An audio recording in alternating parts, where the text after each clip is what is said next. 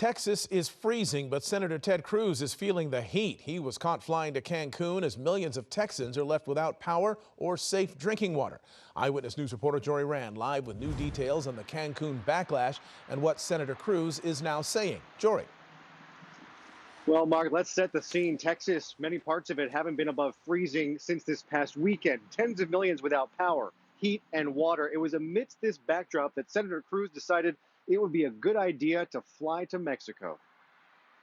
Tonight, Texas Senator Ted Cruz under fire as his state was suffering one of the worst natural disasters in Texas history. Millions were without power or water or heat with temperatures below freezing. Cruz and his family were spotted last night getting out of Dodge, flying to Cancun for a beach vacation. Cruz returned this morning and tonight attempted some damage control. Your question, what was I thinking? I was trying to take care of my family. I was trying to take care of my kids. But at the same time, you're right. As a leader, you need to be here. And you need to be here when Texans were hurting. And while Cruz admitted the trip was a mistake and he began to regret it the moment he sat down on the plane, listen to how he frames his error. In hindsight, if I'd understood how it would be perceived, the reaction people would have, obviously I wouldn't have done it. It was a mistake. Cruz, who voted against federal relief for victims of Superstorm Sandy back in 2012, is being called a hypocrite tonight. Just 2 months ago, Cruz blasted the mayor of Austin for taking a private jet to Cabo during the pandemic while telling people to stay home. 4 months earlier, Cruz took aim at California, saying the state was unable to perform even the basic functions of civilization like having reliable electricity.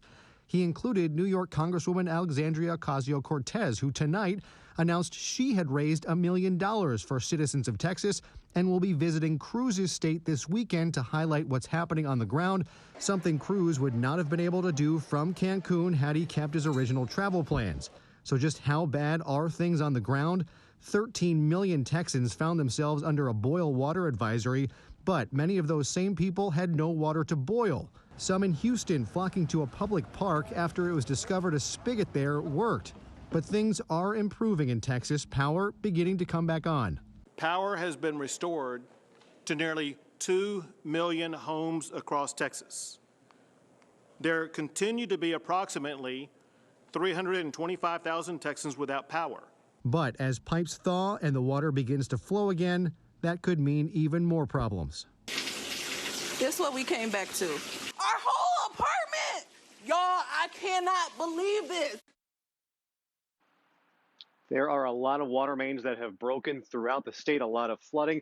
Tomorrow, 2 C-17 military planes will be heading to Texas full of water. No military personnel will be helping on the ground, but finally some relief. After another cold night tonight, temperatures finally expected to break tomorrow and head back up above freezing.